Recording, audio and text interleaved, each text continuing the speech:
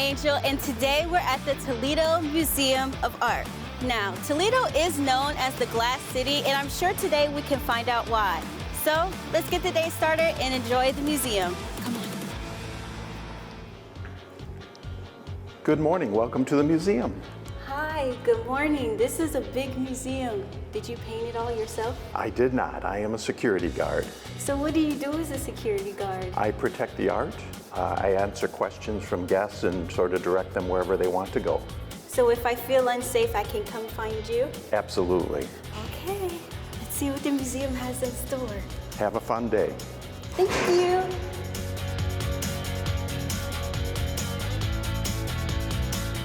Let's go check out the museum.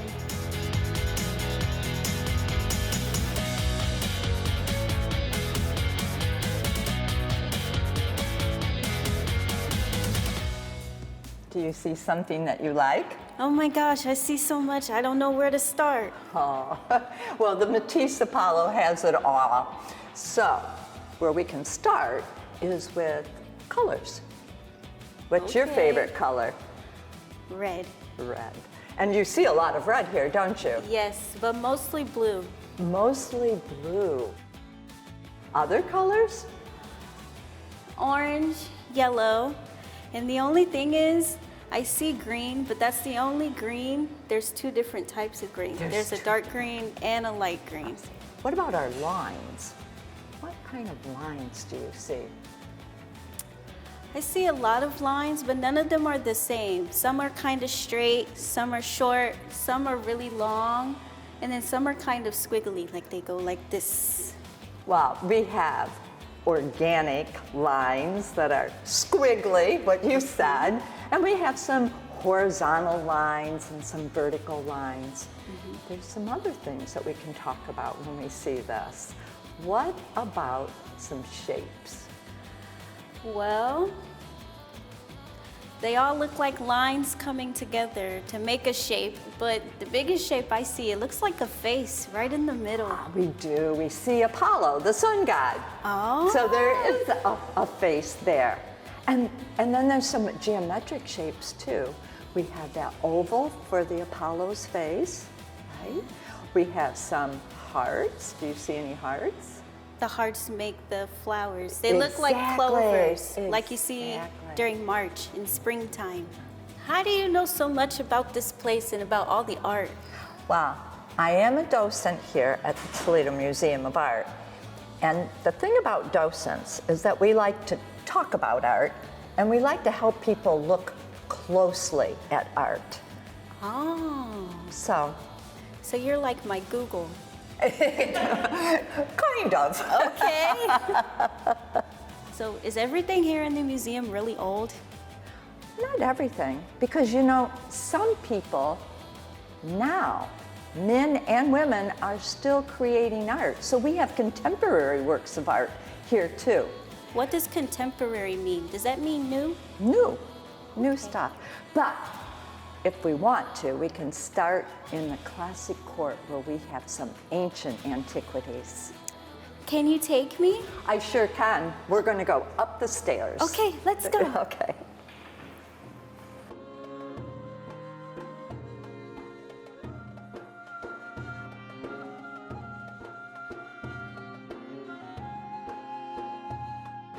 Now, all of this is the classic court.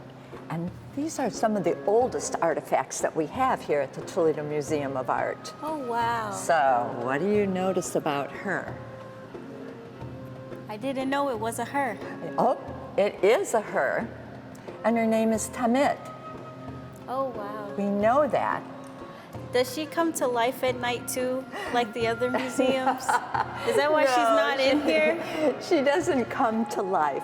She is not a mummy, but she is the coffin that Tamit was put in when she passed away. Oh, wow. Okay? And notice she has a green face.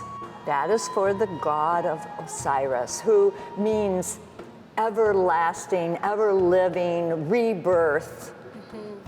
And she is getting ready to go to the afterlife. Wow. Do you see a goddess that looks like she has wings and has got her arms out. Yes, right in the middle. Yeah, she's protecting Tamit till she gets to the afterlife. Oh. And there is a picture, an image of Tamit laying on her funeral bed. Oh, wow. And you see, it's almost like a bird. That's her spirit, her Ba, going up into the afterlife. Everything on this coffin case has symbols to help her go from this life to the afterlife. So are all of these ones mini sarcophagus or coffins? Nope, those are canopic jars, because if you go into the afterlife, you need your organs, your inner organs. So each one of those held your organs so that you would have those things in your afterlife too. So she took her organs and her bird with her. Do the Egyptians, do they put everything in a coffin, even animals? Well, not necessarily in the coffin, but in their tombs. They did. Oh, wow. Yeah. And what I like to think about, though, is even though Tamit lived thousands of years ago, I wonder how she used to be like me. Did she like French fries? What was her favorite food? What was her favorite pet? Did she have brothers and sisters? Was she a tease or was she shy? You know, I read that Egyptians really love cats. So maybe she had a cat. Could be, because cats were quite sacred for Egyptians. And we do have a cat mummy here. Can I see it? You certainly can. Okay. It's over here in this case. Okay, let's go. So, where's the mummy? Where's the cat? Well, the cat is wrapped in linen cloth, just like they did with the other mummies, and it's in the back there. It's brown. You can see it does have some ears on it, and they kind of put a little face on the cat. It's very small. It's very small. But let me tell you, it was one of the first pieces here at the Toledo Museum of Art. Mr. and Mrs. Libby traveled to Egypt when it was quite popular, and that was one of the first things in this whole museum. People came all over from the city to see this cat mummy. Well, thank you so much for showing me Apollo and Tamit, but I think I'm ready to see some new stuff. I've seen a lot of old stuff today. Well, I can tell you right where to go. If you go through that gallery over there, you're going to see some contemporary works of art. All right. Some where the artists are still living. Sounds great. Bye, Diana. Bye-bye. Thank you. Have a good time.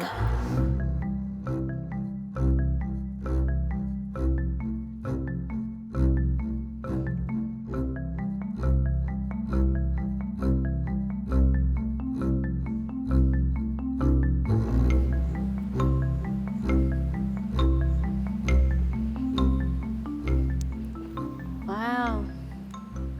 How do you think they put this together? Well, I in fact know how we put this together. My name's Jason. Hi, Jason. How are you? Do you work here? Is that how you know? I do work here. I am the installation design manager, and I oversee the crew of people who hang all the artwork in the museum and who assemble the sculptures that you see, like this one in front of us here. How do you put together a sculpture that's bigger than you? Well, it takes a crew of several people. Our crew, the people who put these together are called preparators, which is a fancy museum term for the people who get to touch the artwork and put it all together. And a piece like this one here weighs a few thousand pounds once it's all put together. This piece by Viola Fry is ceramic, which a lot of times we think of ceramics as being, plates and dishes that we use in our houses. But in this case, it's a large work of art, and this arrived in many pieces. How do people make ceramics? What is a ceramic? Ceramic is a medium in art that's made out of clay that's dug up from the earth in various forms and then shaped into sculptural forms like you see in front of us here. And then it's heated up in a really hot oven called a kiln. In this case, a very large kiln to handle these large pieces. And then once it's heated up enough, it gets really hard, and color is applied, and you have these beautiful forms in front of us. Oh, wow. That takes a lot of Play-Doh to put together something like this, huh? Indeed, indeed. Wow. So did you put this one together too? I did help in putting this together. Altogether, there's a little over 20 pieces, maybe 25 different sections that all get put together. And as I said, there's a crew of us who worked hard and worked together to lift all of these pieces into place. Each individual piece is probably about 200 pounds, so about it takes a few different hands to lift them up, and also once we have it all together in one piece and locked in, we bolt it all together with screws and bolts. And then we're able to lift it up with machinery as well once it's all together, because each one of these would be way too hard for individuals to lift up, even a group of people. Wow. Is there any other really big pieces of art here in the museum? Oh, there are a lot of large pieces of art all around. As you walk through the museum, you'll see many pieces, from very large paintings, like the ones behind us here, which take, 2 or 3 people to lift up and put into place. And then there's other very heavy sculpture that you see, and all of it is put together in similar ways. We use machines whenever we can to help save our backs and protect the pieces and lift them as safe as we can. Wow, that was so interesting. Looking at all of this art makes me want to paint. Luckily, the Toledo Museum of Art has a family center where I was able to create my own paintings and crafts. I had so much fun here.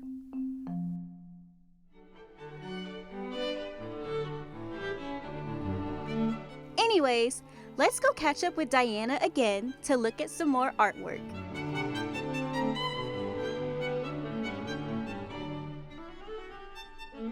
Now, I don't want to make you hungry, but I love the works of art that are in this corner.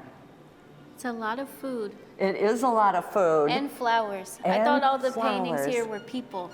No, these are still lifes. Now, artists go to a special way to arrange everything so that they can show just how skillful they are in painting and picturing stuff that's so realistic. It looks like there's curtains in the corner on this one. And the lobster looks like it has butter on it. Oh, okay. Yeah. So we see How did they some- make it look like that? I wonder. That's the artist's skill. And that's what they were showing us, was how skillful they are to make something look so realistic. Oh, wow. Now, you wanted to take some flowers home. What do you think about those flowers? I think they're nice. I think they're pretty. Maybe one is a rose Okay, you can tell. and some tulips maybe, or lilies. One of the things that I wanted you to notice, though, and it's just new to me, and you never know when you come to the museum, is that they have a new collection here. I've not seen this before. Oh, wow. That is so cool. Nothing stays the same in the museum. Everything changes. We get new things all the time. From all new artists too? New artists, yes. Yes. Nice.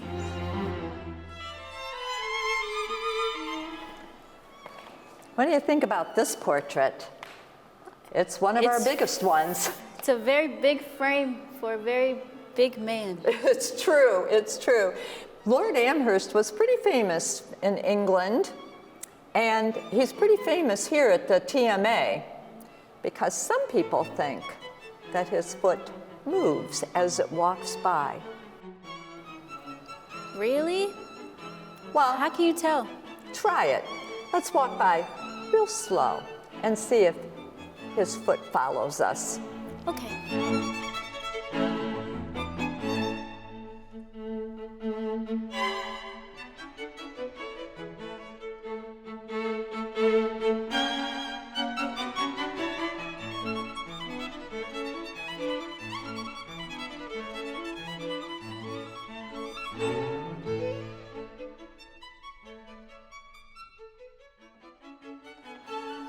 Wow, it really does follow you wherever you go.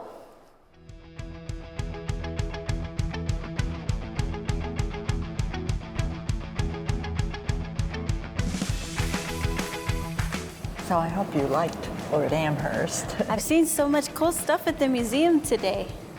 Have you noticed some more portraits in the Libby Court here? I see a pretty lady in the corner. Who is that? That's Mrs. Libby. Her and her husband were the founders of the Toledo Museum of Art. They thought it was very important that the city of Toledo and all the surrounding area would have a museum to come and be educated, and it's accessible for everybody, even young children. Oh, wow. What about people who speak a different language? Come anyway, because you're going to see works of art from all different countries here.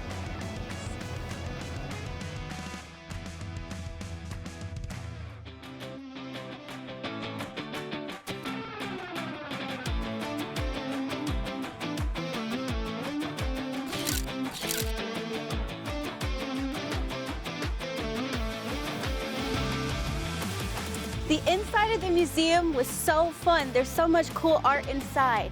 Now, Toledo is known as the Glass City, and we're here at the Glass Pavilion to find out why. Let's check it out.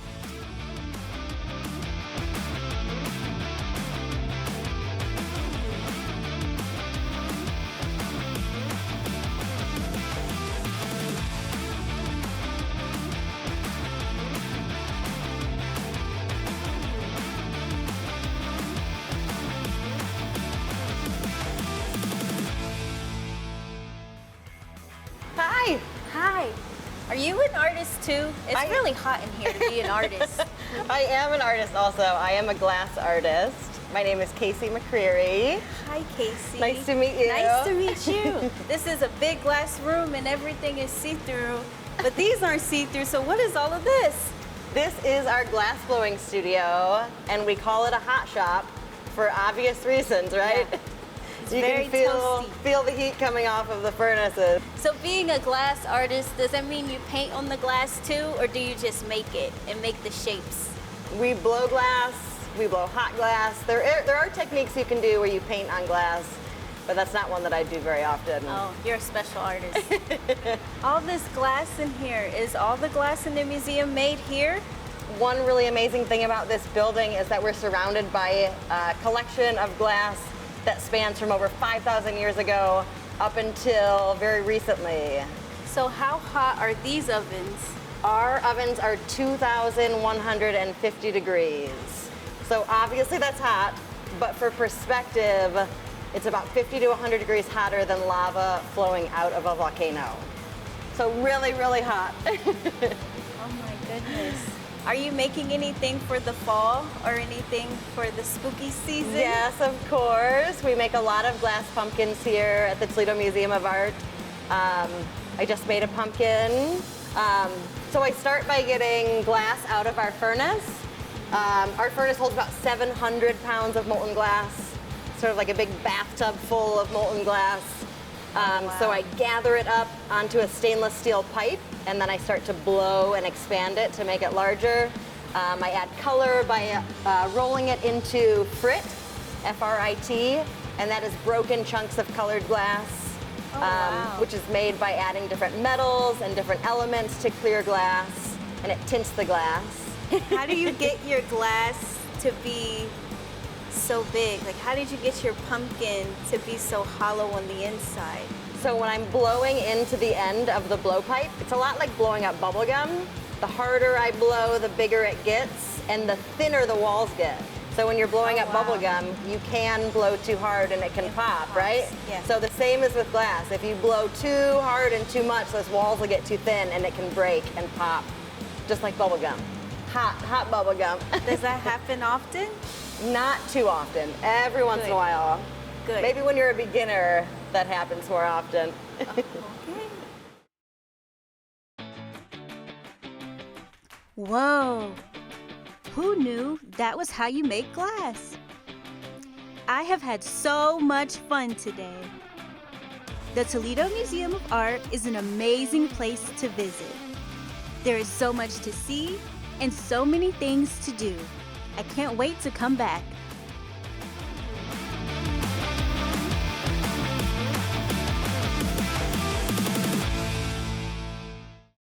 Ohio Learns 360 is made possible through a partnership of the Ohio PBS stations and the Ohio Department of Education, offering free PBS resources for out-of-school programs and serving students in grades K through 5. Learn more at ohiolearns360.org.